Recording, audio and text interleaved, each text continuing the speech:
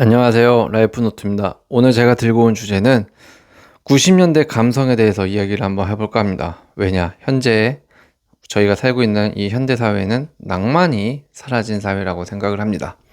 요즘은 스마트폰 하나면 음악도 듣고 영상도 보고 사람도 만나고 물건도 사고 일도 합니다. 그런데 단 한 번이라도 이런 생각 해보신 적 있으신가요? 요즘 너무 빠르다. 뭔가 감정이 안 남네. 그래서 잠시 시간을 되돌려 보면 어떨까 하고 준비를 해본 겁니다. 바로 1990년대 우리가 직접 삐삐라는 것을 치고 CD 플레이어를 들고 다니고 아이돌 생일이면 손편지를 쓰던 시절이 있습니다. 풍선 하나로 누군가의 팬이라는 걸 증명하던 시절, 시티폰 안 터진다고 건물 밖으로 뛰쳐나가던 시절, 속도는 느렸지만 감정은 선명했던 90년대 감성, 낭만이라고 표현하고 싶네요. 그런데 지금 현대사회에서는 이 낭만이 사라진 것 같아서 매우 안타깝네요. 우리가 사랑했던 90년대 감성을 생각을 해볼게요. 그런데 지금 세대들은 절대 이해를 못할 겁니다. 이게 뭐지? 라고 할 텐데요. 세월이 빠르게 변화하면서 우리는 점점 낭만과 감성이 사라지고 인간과 인간이 대할 때 그저 로봇과 같은 행동으로만 서로를 마주하면서 살아가는 게 아닐까 싶습니다. 아무리 AI가 발전해서 인간을 대체하고 있다고 하지만 로봇과 드론이 점점 진화하며 인간 세계 일반 생활에 이미 깊숙이 침범하여 공존하고 있다고는 하지만 중요한 무언가를 인간이라면 안고 살아가야 된다고 생각을 합니다. 인간만이 서로 느낄 수 있는 무언가가 저는 있다고 생각을 합니다. 때문에 아무것도 발전이 안 되던 시대의 발전이 느리긴 했지만 전화도 인터넷도 발달되지 않았기에 오히려 사람다움을 느낄 수 있었던 시절이 아니었나 싶습니다. 지금은 이제 그때 시절의 감성이 필요한 시대가 오지 않았나 그런 생각을 해보게 됩니다. 90년대 감성이라고 하면 가장 먼저 당연히 대표적인 게 삐삐였을 겁니다. 지금 스마트폰과 격이 다른 아날로그 로망이 있죠.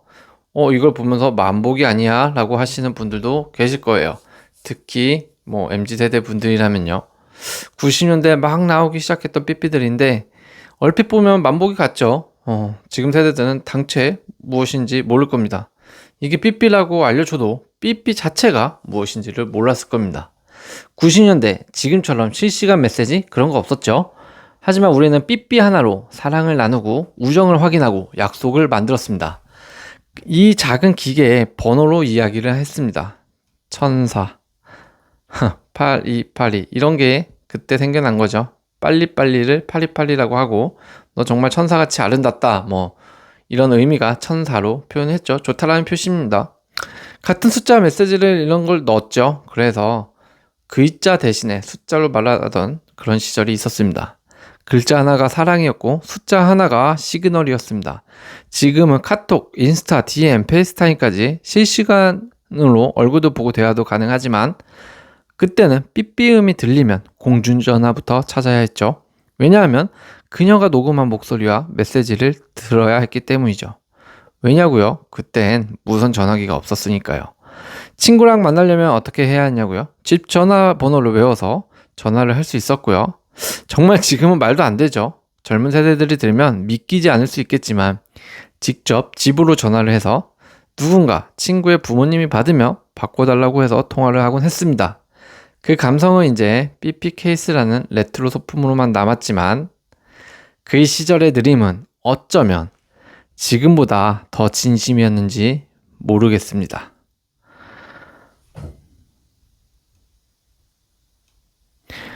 두 번째, 삐삐 다음으로 나온 게 바로 이 시티폰과 PC였을 텐데요. 잠깐 등장했다가 사라졌죠. 그런데 시티폰과 PCS를 말하기 전에 먼저 이 전화기의 조금 뭐라고 해야 될까요? 발전사를 한번 좀 먼저 알아야 될 것 같아요. 모르시는 젊은 분들도 계실 수 있기 때문에 일단 시티폰 전에는 전화기가 이렇게 생겼는데 버튼을 돌려서 전화를 거는 이걸 바로 아날로그 전화기라고 하죠. 전화기부터 시작을 해서 아날로그 다음에 버튼을 누르는 유선 전화기이긴 하지만 디지털 버튼 전화기가 나옵니다. 그리고 나서 바로 무선 전화기 시대로 바뀝니다. 이게 어떻게 무선 전화기냐고요? 여기 보시면 이 전화기가 빠집니다. 그래서 선 없이 전화를 할 수 있고요. 방에서. 그리고 전화를 다 하면 다시 여기다 꽂아 놓고 충전을 해야 됩니다. 그리고 또 이 전화기가 되게 획기적인 게 여기 보면 자동 응답기 기능도 있습니다.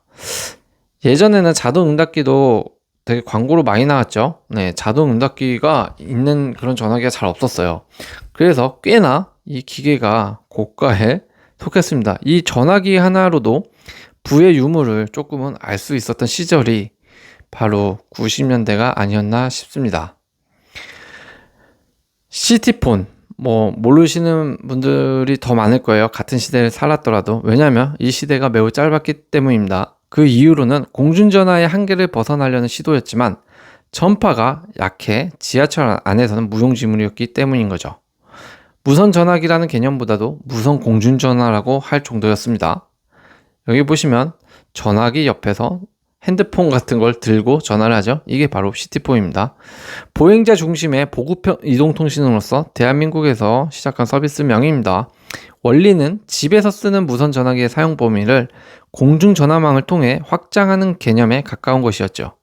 시티폰이라는 이름은 기술 규격인 CT-2의 시티에서 착안해서 발음이 같은 시티, 발음이 같은 원래 시티로 바뀐 것인데 이러면서 코드리스 텔레폰이라고 해서 무선 전화의 약자로 같이 혼용이 돼서 쓰이면서 시티폰이라는 게 첫 출시가 된 거죠. 이 시티폰의 특징이라고 한다면 다른 사람에게 전화를 걸 수만 있고 받는 게 안 됩니다. 안 받는 게 아니라 받는 게 아예 기능이 없습니다. 네. 그리고 발신 전용 기기였기 때문에 수신만 가능했던 삐삐와 거의 찰떡궁합이었던 거죠. 애초에 시티폰은 삐삐의 상호 보완제로서 호출을 받으면 즉시 편리하게 공중전화 옆에서 전화를 할 수 있도록 하는 취지로 개발이 되었는데 흔행에 실패했죠. 왜냐? 전파가 약했기 때문이었죠. 시티폰의 한계를 극복하고 등장한 게 바로 이제 PCS입니다. P, 퍼스널, C, 커뮤니케이션 서비스인데요. 바로 PCS가 97년 SK텔레콤, KTF, 그때 당시에는 KTF였습니다. LG텔레콤이 경쟁적으로 CDMA 기반 이동통신망을 구축하면서 디지털 휴대폰 시대가 열리게 된 거죠. 이 PCS 장점으로 꼽히고 있는 요인들을 몇 가지 말을 하면 일단 전국망 구축으로 도심의 지역에서도 사용이 가능했고요. 지금 핸드폰과 거의 흡사하다. 네. 통화 음질이 향상됐고 다양한 디자인의 휴대폰이 등장하기 시작했습니다. 그리고 문자 메시지 서비스가 본격화되기 시작한 게 요 PCS 때입니다. 요금은 조금 비쌌지만 통신 품질로 차별화가 되었던 시절이 있습니다. 이 시기에 본격적으로 개인 휴대전화가 보급형 문화 소비재로 자리 잡기 시작했고 당시에는 휴대폰 번호 앞자리 011 이런 거 많이 썼습니다. 011, 016, 017 이런 거 등으로 통신사를 구별할 수 있었죠. 한 시대의 기술 도입은 다음 세대의 라이프 스타일을 결정짓습니다. 지금은 언제 어디서나 LTE, 5G, 스타링크까지 가능한 상황이지만 그때는 건물 안으로만 들어가도 뚜뚜 소리만 나고 신호가 끊기는 그런 상황들이 다반사였죠. 그리고 그 당시에 번호 이동 없이 통신사 바꾸기 같은 이런 개념은 아예 상상도 못했던 시절입니다. 어쨌든 지금의 핸드폰이 잘 발달할 수 있었던 것은 이런 시티폰과 PCS로 시행착오를 겪었기 때문에 생겨난 기술이 아닌가 싶네요. 삐삐가 발전하고 전화기가 발전하면서 또 무엇이 달라졌을까요? 90년대와 지금 시대 아시는 분은 아실 겁니다. 바로 요 워크맨, 음악 감성이죠. CD 플레이어, 음악을 듣는 자세가 달랐던 시절이 있습니다. 여기 보면은 90년대, 원래 딱 90년대 생긴 건 아니고요. 80년대도 있었습니다만 본격적으로 조금 더 기기가 발전한 시대가 80년대 후반에서 90년대 초이기 때문에 말씀을 드리는 거고요. 보통 워크맨이라고 한다면 모르시는 분들을 위해서 이렇게 된, 카세트 테이프 있죠. 요 테이프를 여기에다가 꽂아서 듣고 있는 겁니다. 요 기능은 라디오도 되는 거고요.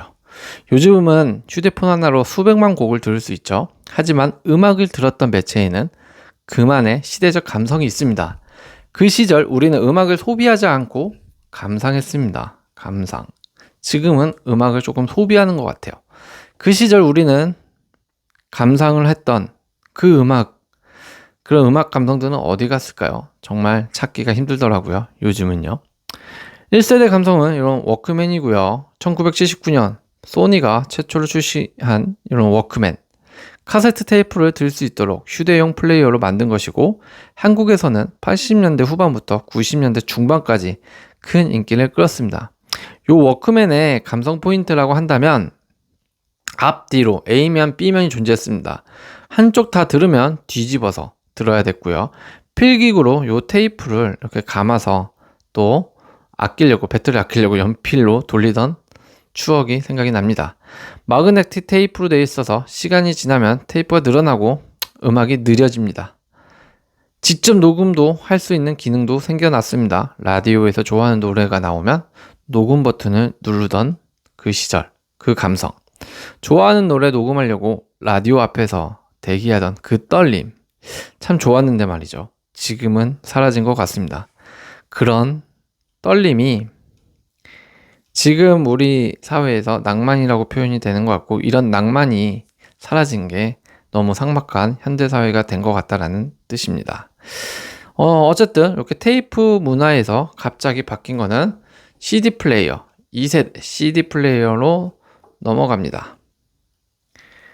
이제 테이프가 사라지면서 CD 플레이어로 넘어갔죠. 이렇게 동그랗게 CD를 넣고 들을 수가 있습니다.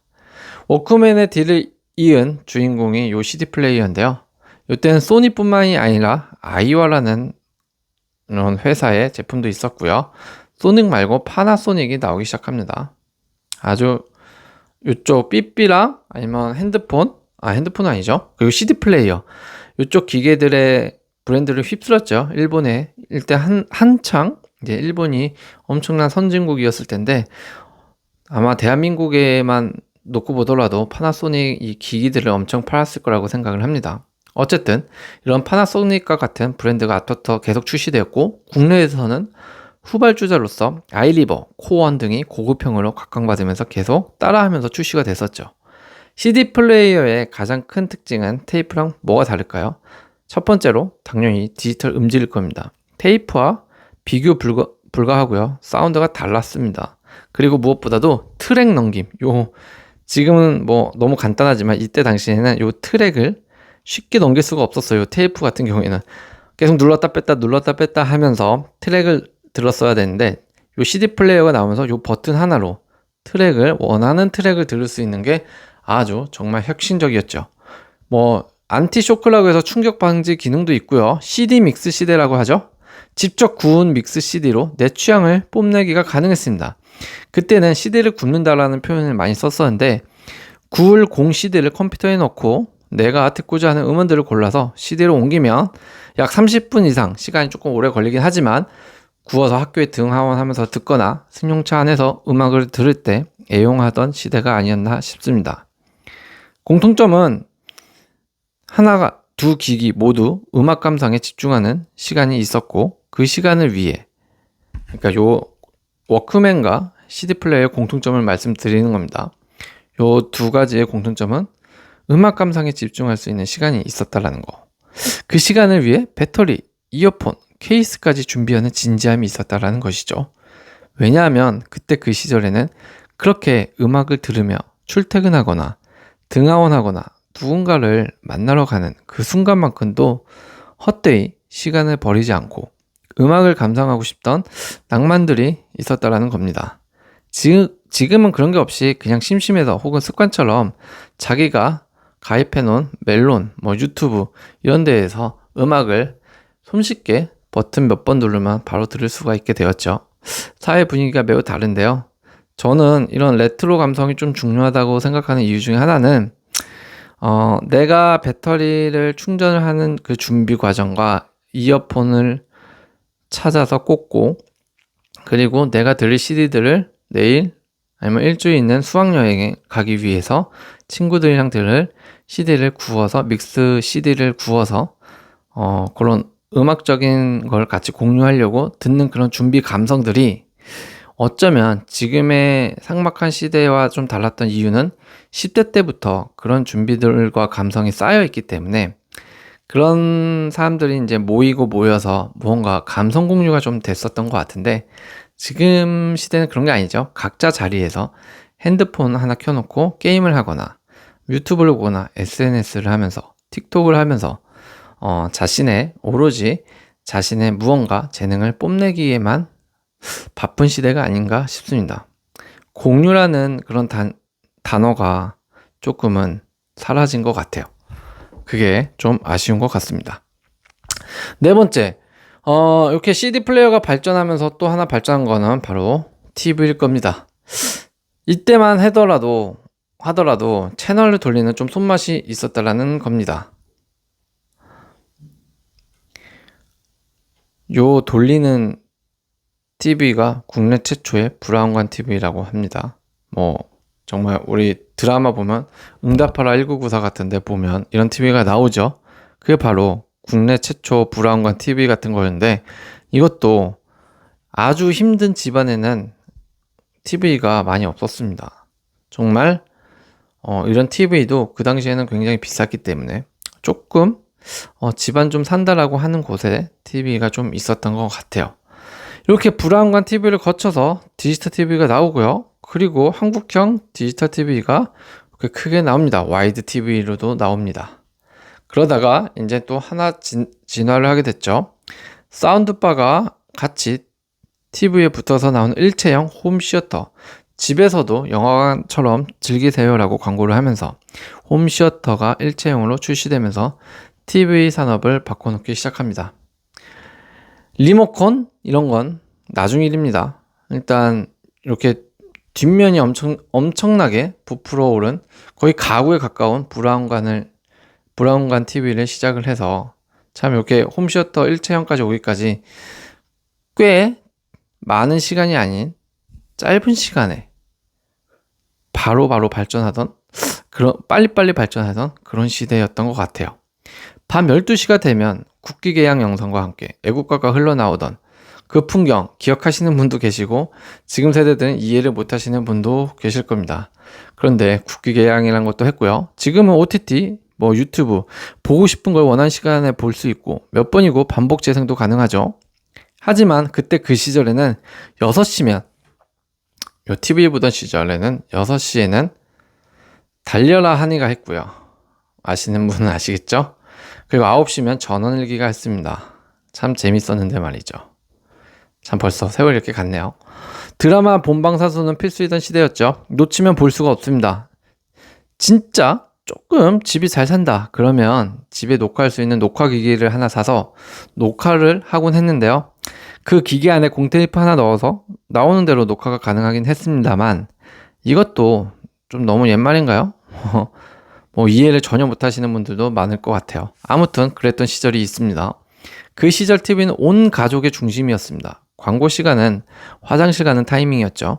요즘 TV는 한 집안의 인테리어 쪽으로 봤을 때 그냥 하나의 가구 같은 배경이 되지만 그 시절 TV는 가족 행사나 다름이 없었습니다. 한 집안에서 온 가족이 오순도순 모여 TV 화면을 바라보고 대화를 나누던 시절. 지금은 각자 방에서 각자 핸드폰이나 TV로 각자 좋아하는 프로그램을 보곤 하죠. 대화가 사라진 이유 중에 하나일 것 같습니다. 대화가 없다 보니 서로가 서로에 대해서 잘 모르고 살아가게 되는 그런 대한민국의 사회적 배경이 된 이유 중에 하나가 이 TV의 발전이 아닌가 싶습니다. 참 씁쓸하죠. 5번째, 요거는 빼놓을 수 없죠. 바로 90년대의 감성 하면 가요, 연예인일 것입니다. 감성이 지금하고는 완전 다르죠. 정말 땅판이죠. 1977년 1회 대학가요제 시작으로 가요 톱10 그리고 뮤직뱅크, 최고가요 인기가요 등 계속적으로 발전해왔죠. 저는 개인적으로 대학가요제 시대보다는 조금 늦었던 것 같습니다. 제가 가요를 보던 시절은 딱 요 대학가요제는 아닌 것 같고요. 아마 요때인 것 같아요. 가요 톱10부터. 뭐 1회는 아니고 이제 막 무르익고 끝날 때쯤이었던 것 같아요. 대학 가요제를 막 챙겨보진 않았지만 그래도 몇 번 방송을 해서 저분 괜찮구나, 저 노래 좋구나 하는 정도로 보긴 했습니다. 아무튼요, 1977년 대학가요제 1회가 열리기 시작했고 이때부터 한국가요에 대한 젊은이들의 관심들이 대중적으로 알려지기 시작한 시기가 아닌가 싶습니다. 그 이후에는 정말 유명하고 장수 프로그램 가요톱텐이 나왔죠.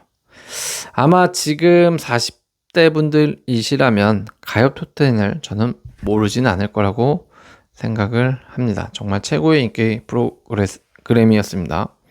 KBS ETV에서 방송했던 대중음악 순위 프로그램으로 현 뮤직뱅크의 전신이자 언론 통폐합 시전 TBC TV에서 방송하던 가요 베스트 10의 후신과 같습니다. 생방송은 1981년, 그래서 1992년 초까지 별관 공개홀에서 92년 중반 이후부터 98년 종영시까지 여의도 신관 공개홀에서 했습니다. 23년 부활을 예정했으나 방송사 내부 사정과 재정난으로 인해서 계획이 무기한 연기됐습니다. 90년대는 가요계의 르네상스 시대였다고 해도 과언이 아니죠. 사실은 대학가요제가 사라진 것도 그 전까지만 해도 대학가요제 출신들의 끼와 노래 실력은 대단했지만 어떤 하이틴을 대표하는 슈퍼스타는 나오지 않았던 상황이었죠. 그러다가 이제 10대들의 우상과 슈퍼스타들이 탄생하면서 대학가요제가 사라지고 가요톱텐과 같은 프로그램들이 나오면서 서태지와 아이들, 듀스, H.O.T, 잭스키스, 핑클, S.E.S 등의 다양한 장르를 반영하는 프로들이 인기가 생긴 것이죠. 가수라는 존재가 스타를 넘어서 문화 아이콘이 돼버린 시대가 바로 90년대부터일 겁니다. 90년대에 정말 휩쓸었죠, 슈퍼스타들이. 지금은 유튜브 알고리즘, 짧은 클립 중심으로, 쇼츠 중심으로 볼 수 있지만 그때는 정말 테이프가 늘어질 때까지 듣던 앨범이 수두룩했고 가사 따라 적고 뮤직비디오 밤새 기다리고 자신이 좋아하는 가수들에 대한 기다림도 하나의 재미와 문화가 돼버린 시대였습니다. 요즘 뭐 이런 거 기다린 친구들이 있을까요? 요즘 아이돌들은 글로벌 스타지만 그 시절 아이돌들은 그러니까 뭐 H.O.T, 뭐 잭스키스 이런 거죠. 이런 분들이죠.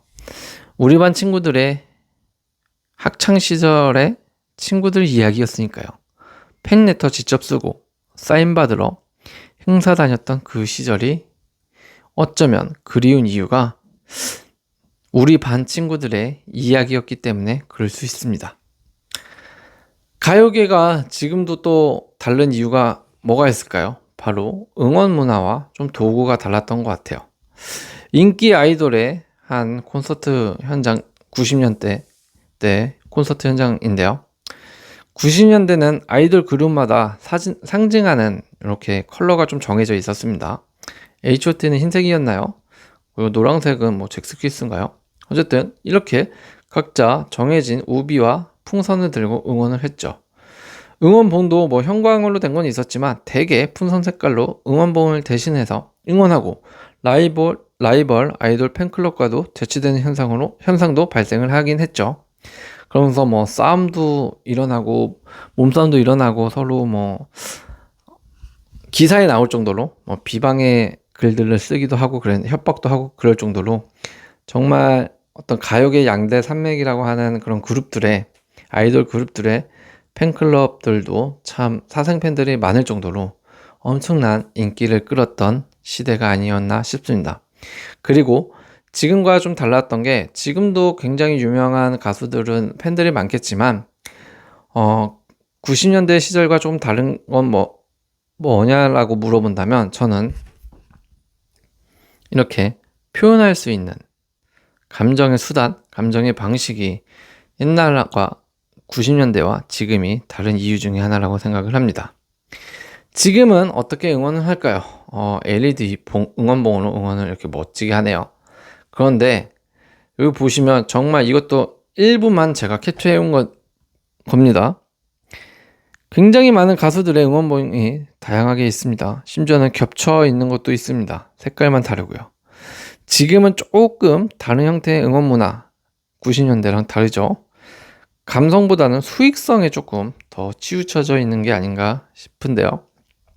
LED 응원봉만 보더라도 가격도 만만치 않아요. 이게 4, 5만 원씩 합니다, 기본. 같은 아이돌이더라도 또 시즌마다 달라진대요. 응원봉 때문에 팬들은 뒤처지지 않기 위해서라도 매 시즌마다 바뀌는 응원봉을 구매해야 된다라는 것이죠. 그러니까 만약 요즘 콘서트에 3년 전에 들고 갔던 응원봉을 들고 가면 진짜 쟤는 뭐 누구 팬 맞아? 라는 시선이 깔려 있다는 거죠. 대한민국 국민들도 참 이게 문제지만 이렇게 키우면 안 되지만 이런 시선들을 갖는다라는 국민성이 저는 좀 고쳐져야 된다고 생각을 합니다. 옛날 거면 어떻고 요즘 거는 어떻습니까? 어차피 마음은 같은 아이돌, 가수, 연예인을 응원하는 거잖아요. 그렇다면 저는 뭐 응원봉으로 서로 같은 팬끼리 그 안에서 또 편을 나누지는 않았으면 좋겠네요. 아무튼 이렇게 감성이 달랐습니다. 연예인 생일마저도 다르게 챙겨줬던 것 같아요. 우리 대표적으로 H.O.T 엄청났죠? 90년대는 스타 연예인이 살던 집 앞으로 팬클럽들이 몰려가서 직접 생일까지 직접 챙겨주기도 합니다. 그런데 지금은 오히려 좀 나아지긴 했습니다. 콘서트장이나 팬미팅 현장에서 이렇게 케이크나 선물 같은 거 올려놓고 고맙다는 마음을 전하고 같이 사진도 찍는 이런 문화로 발달한 것 같아요. 사실 이 문화보다는 이쪽 현대 문화가 좀 더 낫죠. 이런 생일이나 팬미팅 문화 같은 경우에는 말이죠. 이렇게 아파트 단지에 잔뜩 찾아가면 이 아파트 단지에 사는 뭐 주민들은 엄청 불편했죠. 왜냐하면 이런 말이 8천이지 정말 어마어마한 숫자거든요. 이 8천 명이 그것도 뭐 사람이죠. 8천 명의 사람이 아파트 단지에 그냥 저렇게 쭉 서 있다고 생각해 보세요. 일단은 뭐 차도 그렇고 보행도 그렇고 거기에 사는 주민들이 매우 불편하잖아요. 돌아다닐 수도 없고요. 그렇죠? 그러니까 이런 문화는 사실 아무리 레트로 감성이지만 뭐 그리운 문화일 수는 있어도 올바른 문화는 아니었던 것 같습니다. 지금은 오히려 더 얌전하고 질서 있는 이런 문화가 좀 더 맞는 것 같습니다. 오늘의 정리를 하자면 그렇습니다. 지금은 모든 게 좀 빨라졌죠? 하지만 그때는 하나를 위해 더 많은 시간과 정성을 쏟았다라는 거예요. 정보의 속도는 빨라졌지만 감정의 농도는 옅어졌는지도 모릅니다. 우리는 왜 90년대를 그리워할까? 그런 말을 할 수도 있는데요. 90년대 감성이 다시 소환되는 이유는 단순히 복고풍이기 때문에 그런 건 아닙니다. 그 시절에 느림이 좋았고요. 기다림이 좋았습니다. 감정이 그 안에 농축되어 있어서 좋았던 것 같아요. 지금처럼 좋아요로 단순히 끝나는 게 아니라 노래 한 곡, 드라마 한 장면, 삐삐 한 줄에도 진심이 정말 담겨있던 시절이 아닌가 싶습니다. 그 속에 분명히 지금보다 더 진한 감정이 있을 거라고 생각을 합니다. 그 시절을 살았던 우리, 지금의 속도를 이겨내는 건 감성일지도 모릅니다. 그 감성이 저는 있어야 된다고 생각을 해요. 너무 삭막하고 적막함만이 감돌고 있는 현대사회이기 때문에 서로의 이득을 위해서만 서로의 마음, 진심은 감춘 채 이익만 주고받고 뺏고 뺏기고 상처만 주고받고 참 슬픈 현실인 것 같습니다. 한 번뿐인 삶, 낭만을 잊어버리고 살지 마세요. 낭만을 찾으면서 살다 보면 저는 삶이 한껏 좀 더 재밌는 방향으로, 즐거운 방향으로 살 수 있지 않을까 생각을 해봅니다. 오늘도 시청해주셔서 감사합니다.